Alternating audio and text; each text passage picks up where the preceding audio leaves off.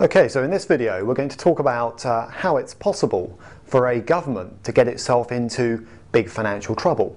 In the credit crunch, everyone saw how it's possible for an investment bank to get itself into trouble. Lehman Brothers collapsed, as did nearly one or two other banks as well.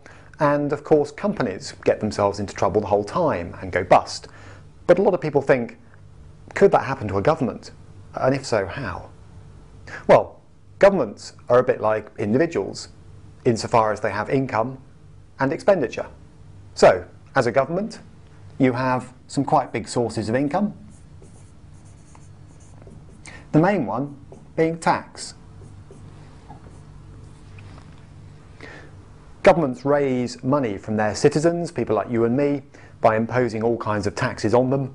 The big two that raise a lot of money for the UK government, for example, are income tax and VAT.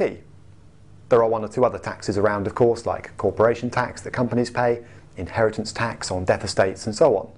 But that's a big, regular source of income for most governments. And of course they influence the rates at which tax is accumulated. Then you've got expenditure.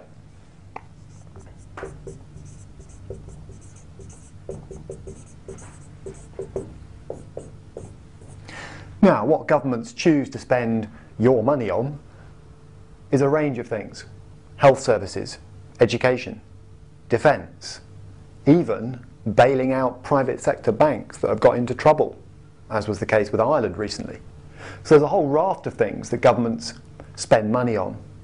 And quite often, the income they receive primarily from tax, but sometimes from other sources, such as privatisations, for example, of state assets, doesn't keep up with annual expenditure. And when that happens, you get what's called a deficit.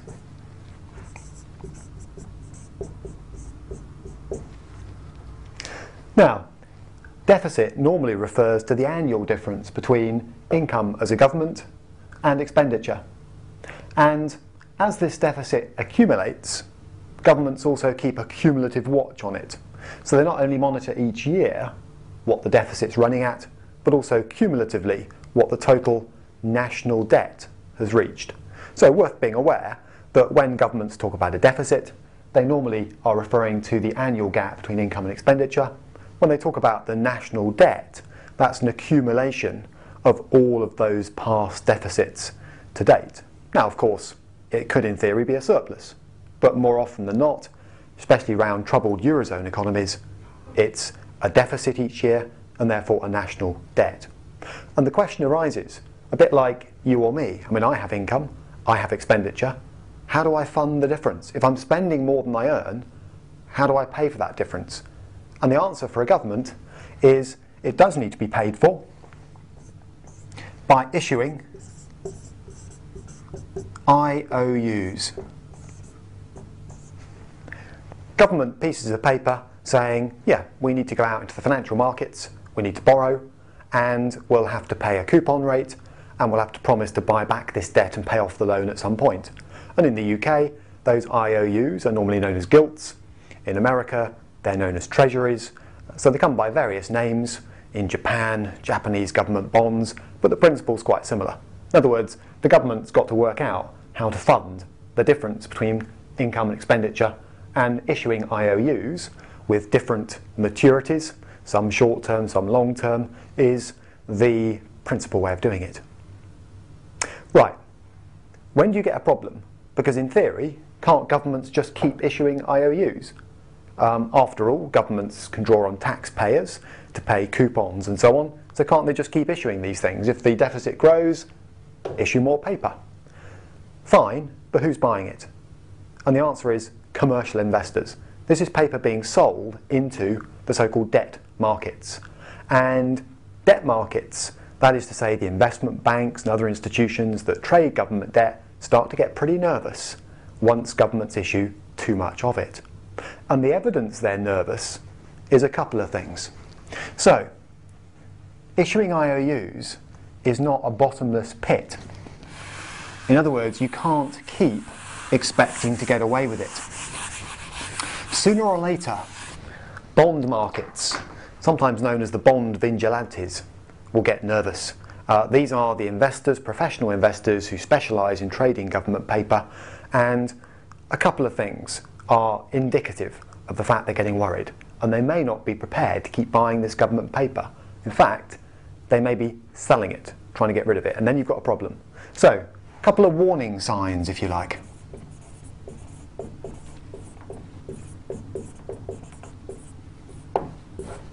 Number one, debt ratings start to change.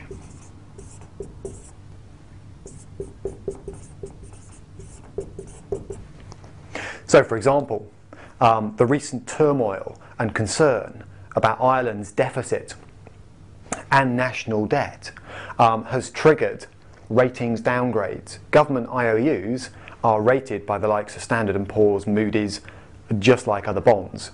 So, if those professional agencies start to get nervous, the ratings start to change.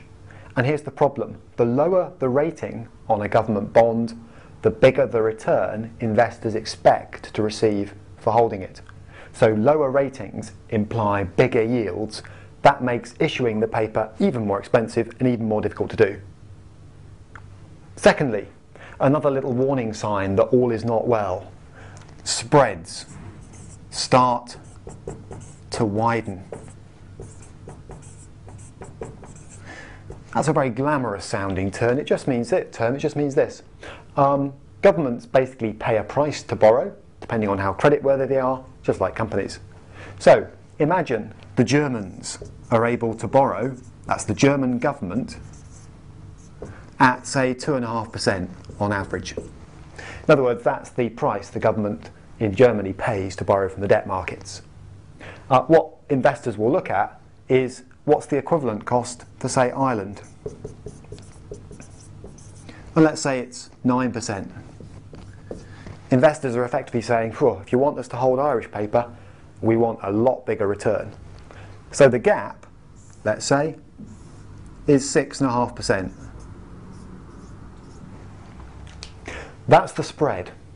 And by a widening spread, all we mean is the gap between a risky government and a fairly safe one. Germany is considered to be a relatively safe economy at the moment. There's a government that can afford to repay its debts, hopefully, begins to get bigger and bigger. So a couple of warning signs. Once a country starts to suffer ratings downgrades, sign of trouble. Once this spread starts to widen, another sign of trouble. Then the question arises, and it's the final question today, what do you do about it? Okay, 3 possibilities.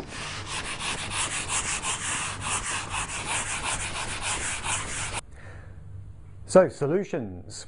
There are 3 we can look at, as I just mentioned, and those are roughly as follows. Number 1, raise tax. That's not going to be popular, and it might be difficult to do in a recession because people are losing jobs, companies are closing down, but raising tax, perhaps something like VAT, which is a big source of revenue for most governments, is a possibility. Number 2 would be the so-called austerity measures. In other words, cut spending. So, start to really cut back as a government on what you're spending on health, education, armed forces. Find some way to pare back your overall costs. And that may involve public servants, civil servants, taking pay freezes or pay cuts. That's not going to be particularly popular either. Option 3. If you can do it, which means if you have your own currency,